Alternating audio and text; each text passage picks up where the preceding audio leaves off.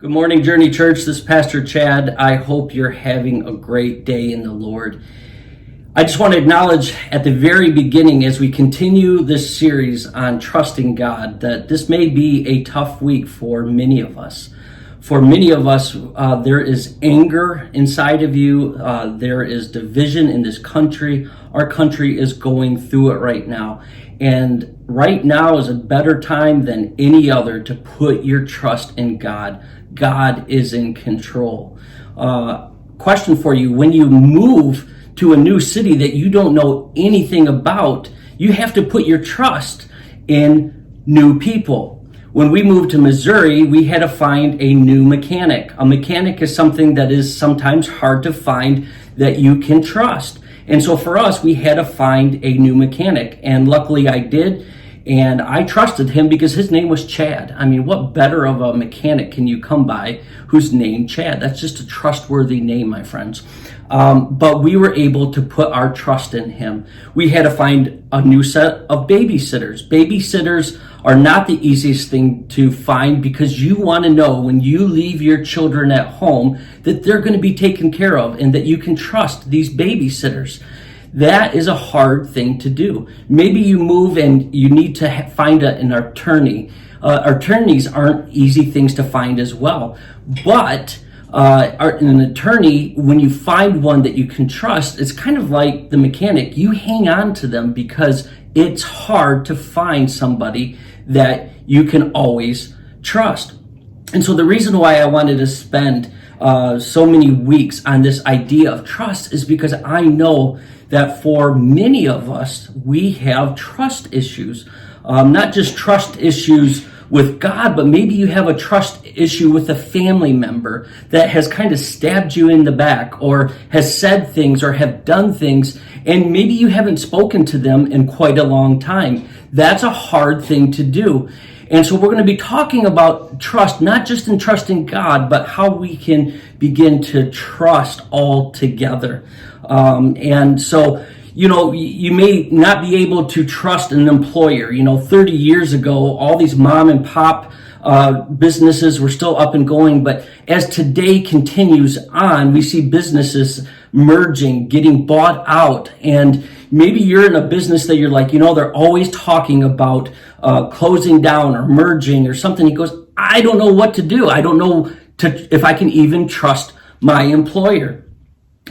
So as trust around us seems to be eroding with friends, family, businesses, some might even begin to say, I'm not sure I can trust God. For the next many weeks, we're going to be talking about the trustworthiness of God. Every week, we're going to be exploring the question, can God be trusted? Now, today's story we're going to be looking at the pilgrimage of a guy by the name of Abraham and his wife, Sarah.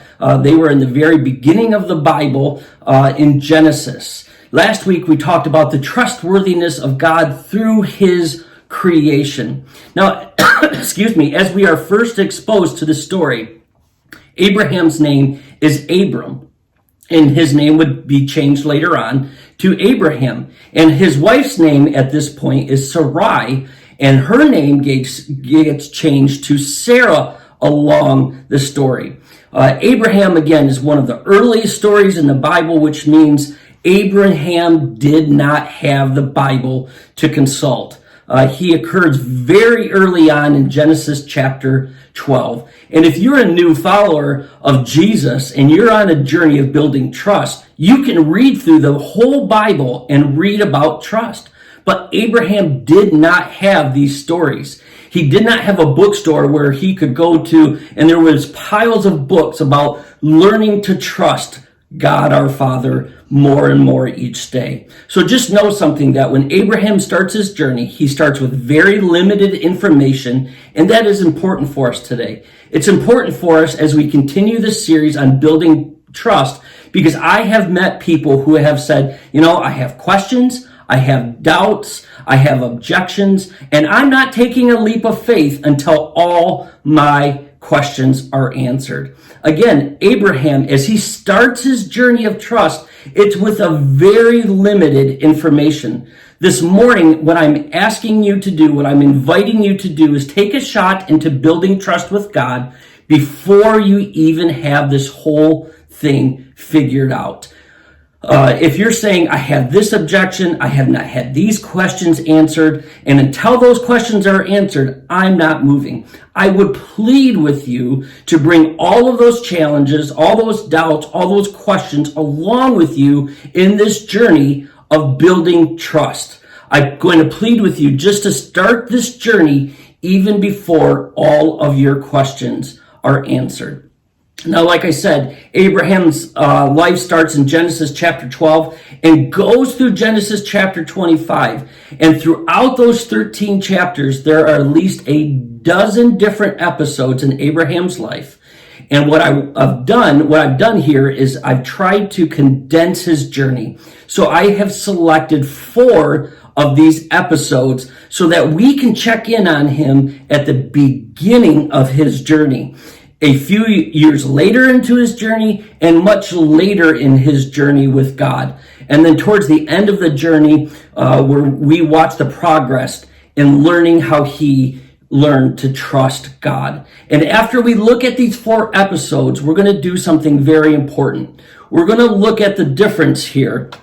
And what I have is a piece of paper here, and we're going to look at the difference between E and S. The E stands for trusting everything, trusting God in everything. And you may be here today and you say, Chad, that's not a possibility for me. And that's okay, because we are all on a journey just like Abraham was. So I would beg you, I would plead with you to begin with trust God in something. You may not be able to trust him in everything yet, but I believe that everyone can begin to say, okay, God, I'll trust you in something. And whatever that is, you begin to say, God, I give this to you this week. I give you this one particular issue. And my hope for you is that 5 years down the road, you might be able to say, I remember when Chad did this message on trust, and he had these diagrams, and that diagram helped me begin my journey of trust. And trusting God was something that was one of my most critical moments in my life in building trust with God, because I began with one thing. So episode number 1 with Abraham is in Genesis chapter 12. If you're looking for a couple words to write down for episode number 1, I would simply say the voice. You can write that down if you're taking notes, because Abraham hears God's voice speaking to him in Genesis 12, verse 1, and we would read this. The Lord has said to Abram, go from your country, your people, and your father's household to the land I will show you. Abram, I need you to move. And then you get some promises here in verse 2. I will make you into 2 words here that are very important, great nation. And I will bless you, I will make your name great, and you will be a blessing. Now, if we would read further ahead, we would see another promise that was, and through Abraham, if you follow me, if you trust me, if you move, all the peoples of this world will be blessed because of you. How many of you know that is a big deal? That is a big burden to have on your shoulders. I need you to move. I need you to leave your home. I need you to leave your family. I need you to leave your country, and I need you to relocate to a place that I will show you. And here's the crazy thing, my friends. He does it.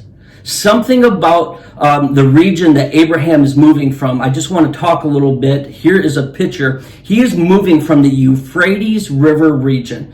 The agricultural benefits of the Euphrates River were numerous. You could count on the irrigation to be constant. This possibility of your agriculture being good year after year after year made the Euphrates River an ideal place to live. So Abraham, he's called to move from this location, and he's to move to the Palestine region. And here's the thing about the Palestine region. You don't irrigate Palestine. Your crops were less predictable, so he's moving from the lush, dependable area to a place where he is really going to have to trust God year after year just to stay afloat. And my friends, that is a big deal when he is starting off by hearing and trusting in this God where he's heard this voice. He decides to move from something that's certain to something that's uncertain. You know how much trust Abraham had to have on this journey? Enough trust to move. Abraham does not have all the answers to his questions. He just hears God's voice that tells him to move. How much trust did Abraham have? Enough to begin the journey, and that's critical. He didn't have all the trust. He just had enough. And those of us with hurts, with severe trust issues, I plead with you to begin the journey even without your questions being answered.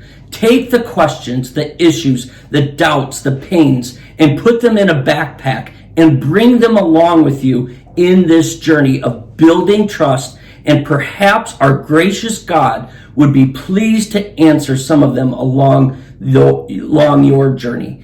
You know, Abraham was promised children to have a great nation underneath him. I don't know about you, but to have a great nation, you have to have children. And they start this journey as a very old couple, and they are waiting, and they are waiting, and they are waiting. Now, Abraham's wealth grows, but the size of his family does not grow. And for many years, he has to trust the voice that he heard a long time ago. So episode number 1 had to do with a voice. Episode number 2 has to do with the word priest.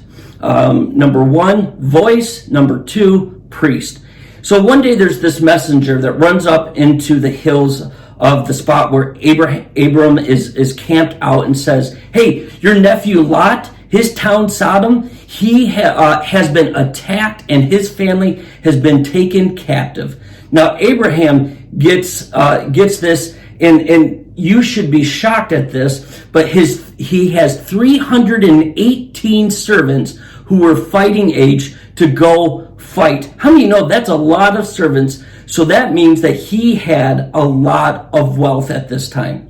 Now, if you had 318 servants that were fighting age, again, his wealth had to be massive. But Abraham takes his servants and he raids these looters during the night, and he brings back all of the people that were captured and all the goods that were captured. Now, by law, because Abraham had secured these things, they were legally his. On his way back, Abraham runs into this priest in Genesis 14, verse 18. Then Melchizedek, king of Salem, brought out bread and wine. He was priest of God Most High, and he blessed Abram, saying, Blessed be Abram by God Most High, creator of heaven and earth. He is basically saying to Abram, Abraham, you do realize that the God that you are following is not just some small little God made up by men to worship, but he is creator God. Everything you see around you is created by this God.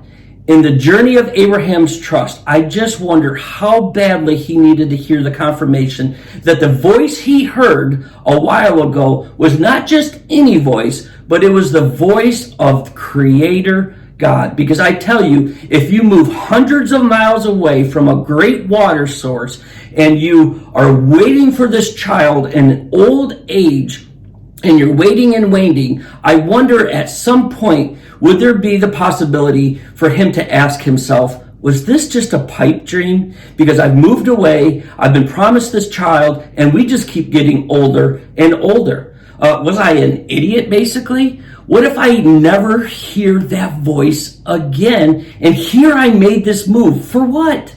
And here is Melchizedek, and he reconfirms the blessing of God. Abraham, the voice you are following is not just some made-up idol. It is the voice of Creator God. Episode 1 is the voice. Episode 2 is the priest. And the third episode is the stars. Now, many months come and go. Another winter coming and goes. Another summer comes and goes. Another winter comes and goes. Abraham moved because he was promised that he would be father of a great nation. Yet, him and Sarah are still waiting for a child, and they are aging. And we would read this in Genesis 15, verse 1. After this, the word of the Lord came to Abram in a vision. Do not be afraid, Abram. I am your shield, your very great reward. Do you have any questions if you're Abram at this point? I think so, and I think Abram does too. Verse 2. But Abraham said, Sovereign Lord, what can you give me since I remain childless? And the one who will inherit my estate is Eleazar of Damascus. And Abraham said, You have given me no children, so a servant in my household will be my heir. I am your shield, your very great reward. Yeah, well, we still have a problem here, God. Abraham said, Sovereign Lord. He says his name with reverence, but he says, listen, if I die next year, one of my servants is going to get my inheritance, my estate, and that is a problem. Is it just me, or does anyone else have a challenge in waiting? I'm still waiting. Maybe I got a degree that I needed, and now I'm waiting for that job that I needed that degree for. I go back to school at nights because you told me I needed a degree to get this position, and I have been waiting for 5 years now for a degree that seems useless to me because I cannot get a job that I originally wanted. I'm still waiting here. We've been through 8 torturous marriage counseling sessions, and as far as I can tell, she's not fixed, and I'm not fixed, and we're not fixed. And this is costing $100 an hour. We have had to cut things out of the budget so that we could pay for this counseling. God, I'm waiting. Now, this appears to be a nighttime vision that Abraham had, and God said, leave your tent, come outside, and we would read this in verse 5. He took him outside and said, look up at the sky and count the stars, if indeed you can count them. Then he said to him, so shall your offspring be.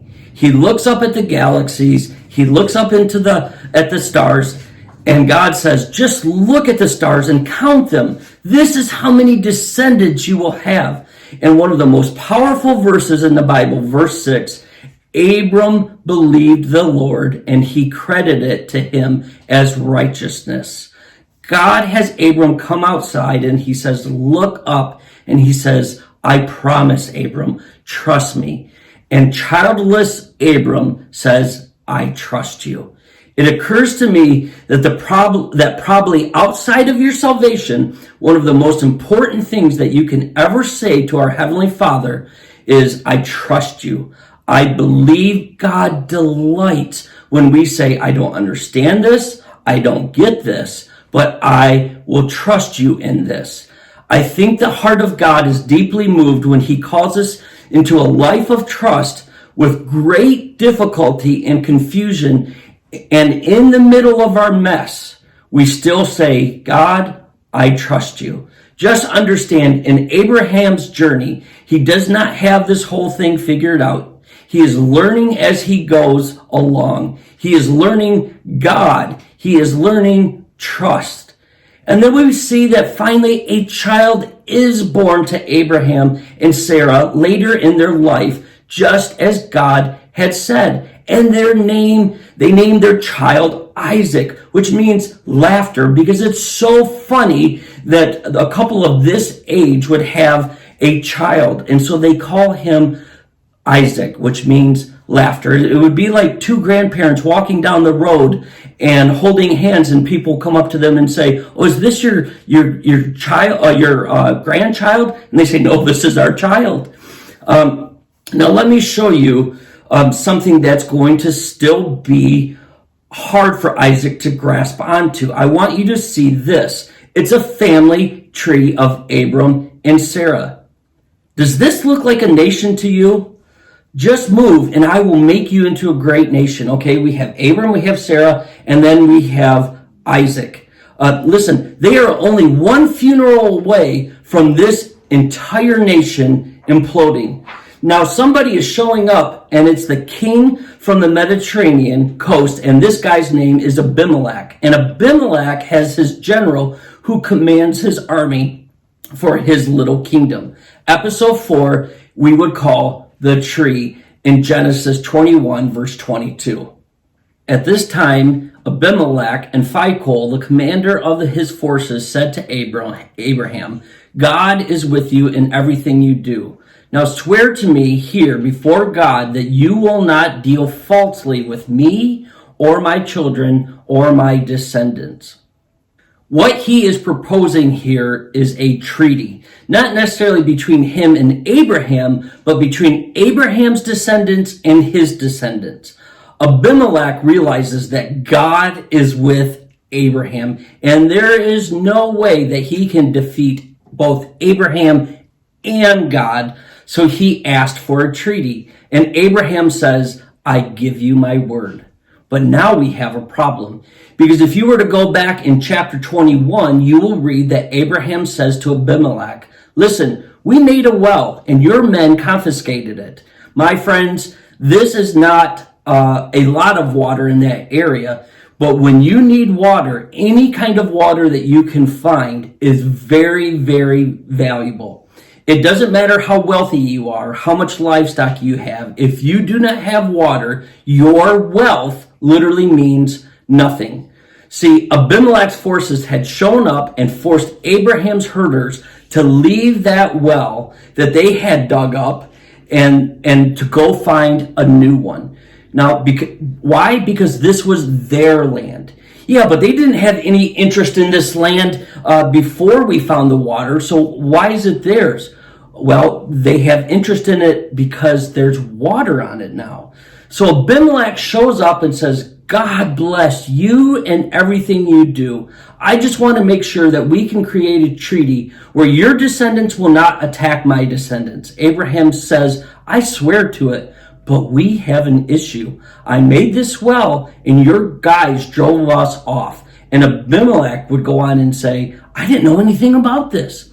And what Abraham is saying is, do I have a right to live here?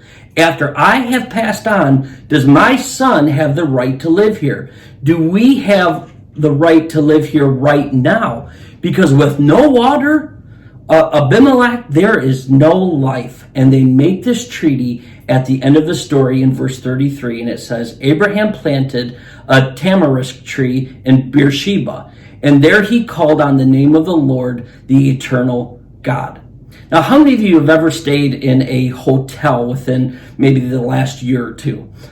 You do not go to that hotel and plant a tree in the grass of a hotel. You don't plant a tree in a place you're not going to stay. You plant a tree in a place where you're going to lay down roots.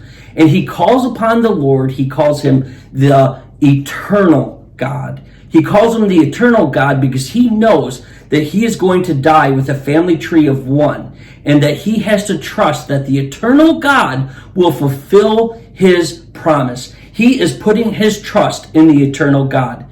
And here we have Abram, who's reaching the end of his days, and all of his stock, his entire portfolio, is invested in one person, his son, Isaac. He's putting everything on one pony. And by calling God the eternal God, he is saying, I'm going to fade from this world, but I still trust you to take care of my family. And you have to realize that this is trust that has grown over the years. He did not have this trust in the very beginning, but as he had gone through lesson after lesson, his trust in God began to grow. He did not start with this trust. He had to grow into this trust. It was a work in progress. It was constant building of trust. How much did he need in the beginning of the story? Enough to get moving. That's how much trust he needed. And now Abram is nearing the end of his life, but he has become a man of trusting God.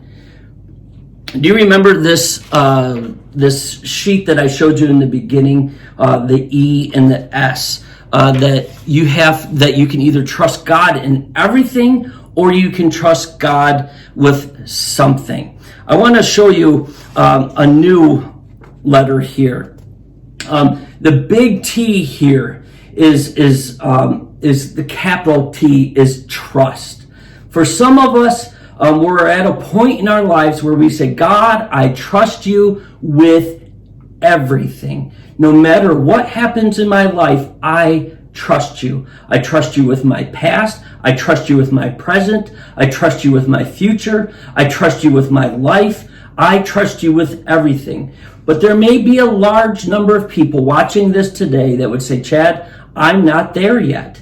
And I would say it's a huge mistake to say, because I'm not at that capital T of trusting God in everything, because I cannot trust you with everything, therefore I cannot trust you with anything. And my friends, I would say that is a huge mistake. There are individuals who say, because I can't trust you with anything, then I cannot trust you with my job, with my marriage, with my finances, with my children, because I have not come to the point where I can trust you with everything. Therefore, I can't trust you with anything. And my friends, that is a huge mistake. And I think that's a huge mistake because it assumes that you have ended your journey of trust without beginning your journey of trust. Now, if next week we would go to the letter C here, and it has to deal with a conversation where you say, God, I'm going to trust you with this conversation. I have to have a conversation with my boss. I have to have a conversation with a loved one, and this is not going to be easy for me to do. But in this conversation, I will put my trust in you to give me the words I need to say. So God, in this one area, in this conversation, I trust you. And if you do that, that is huge. This isn't trusting God with everything. You're not to the point where you're saying, I trust you completely, but this is trusting God with something. And by doing this, you have begun the journey of building trust to maybe a spot where one day you'll get to a place where you say, God, I can trust you with everything. Maybe you're here and you're saying, maybe I need to, God, I'm going to trust you with this D, and that means disappointment. Maybe there was a promotion at work and you were one of 10 people that was being looked at. And maybe you even had a boss that came to you and said, hey, I really think you're going to get this whole appointment. I think you're going to get this job. And you come to find out later on that you did not get this job, and there's disappointment. And maybe within that disappointment, you can say, God, I'm going to trust you with my disappointment. I'm going to trust you that you're going to help me work through this. Before you trust God with everything, trust God with something. Trust God with disappointment.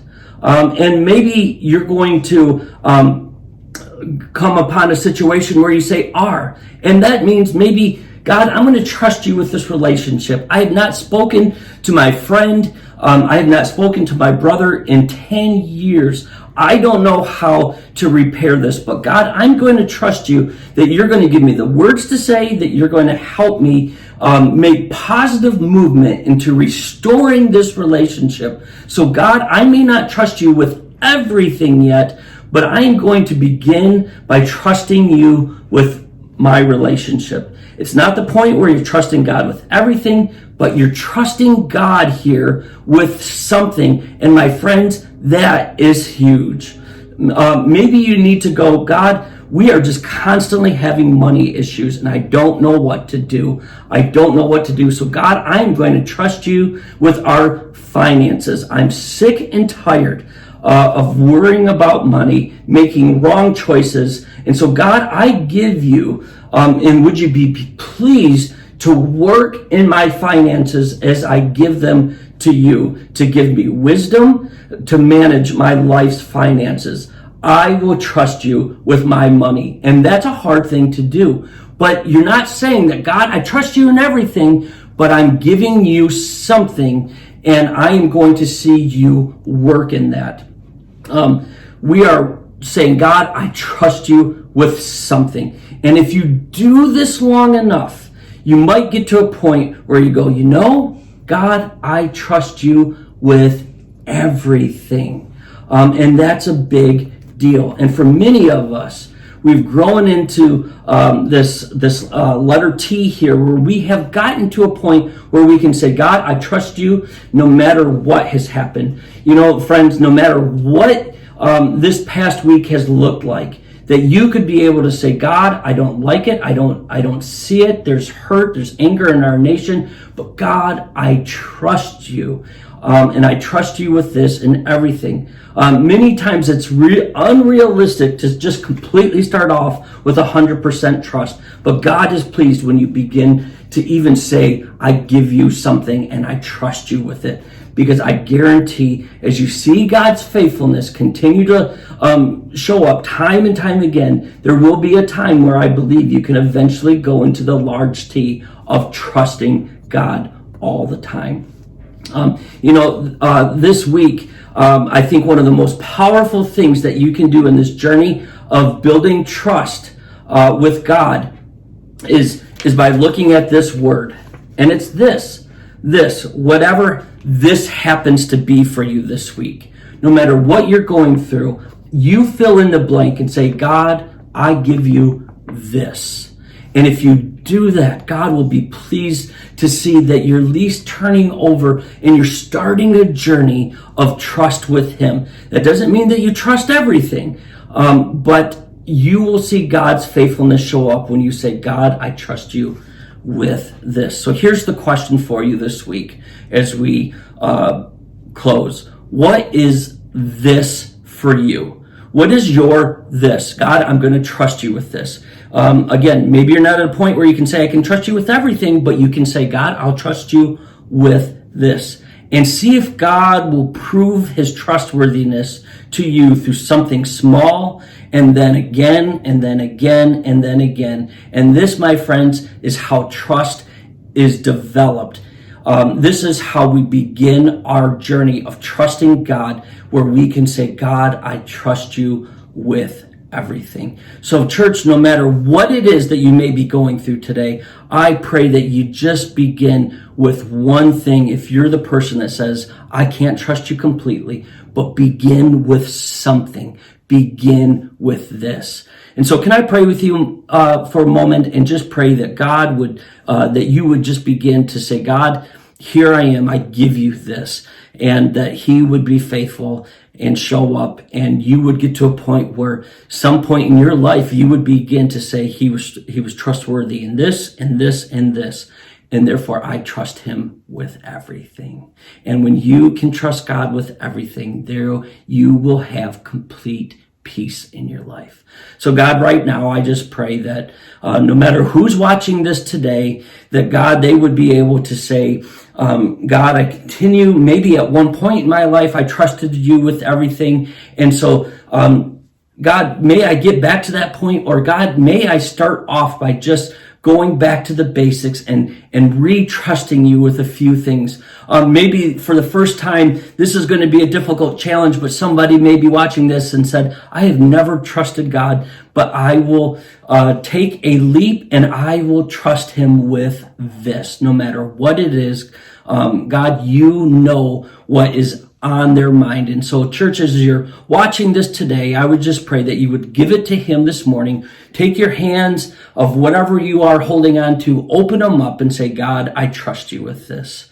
And God, I believe that many great testimonies will come of this, and that we will see your faithfulness work in many lives. In Jesus' name, amen. Hey, church, just want to remind you that we don't have anything upcoming for our home groups, but we are going to start them back up again in the middle of the month, and we will resume those on a Zoom call. that's where we feel as a leadership team within our church that we're going to go with for right now. But we're believing that someday here in the near future, we will be able to meet again. And I just want to give you an update on what's happening with us meeting. Some people are a little confused about why are we not meeting in a building? Why are we still doing this? Well, there's a couple different issues. Number one, we don't have a building currently. The Emerald Theater is not an option for us. And so what we're trying to do is seek out God to find a building. Listen, we don't want to just take any building. We want God's building for us. And once he provides the right building and we believe it's safe, we will return. It's not that we have fear. It's not that we're scared. We just want to use wisdom and we want to trust God in this. So just be patient with us. We are meeting here in 2 weeks as a board to come up with some very important decisions. So I would just ask you, if you could, just to continue to pray or begin to pray for us at Journey Church as for the leadership, that we would follow God's voice. We believe we got some big things on the horizon, but yet we want to do it in God's timing. So, hey, church, love you, miss you, and just remember, take something, take this to God this week, and he will be faithful. Bye-bye.